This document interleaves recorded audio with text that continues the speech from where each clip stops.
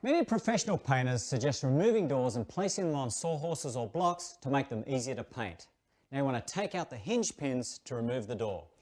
If you have the time and space, this method will give you the best results. But if you don't want to remove the door, and quite often they're very heavy, here are some basic steps to follow to achieve a really good quality paint job.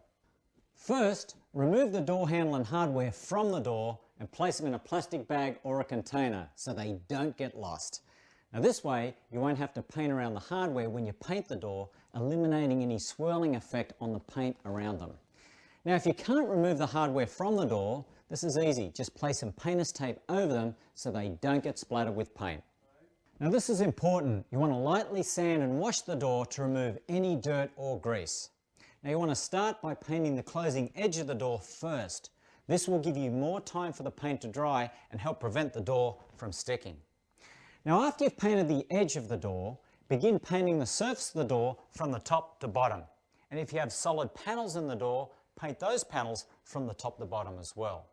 Then paint the area around the panels of the door, again going from the top and working your way to the bottom. Using a Benjamin Moore 2.5-inch paintbrush will give you the best results. And if you happen to have a smooth flat door, you could use this, a small Slim Jim roller.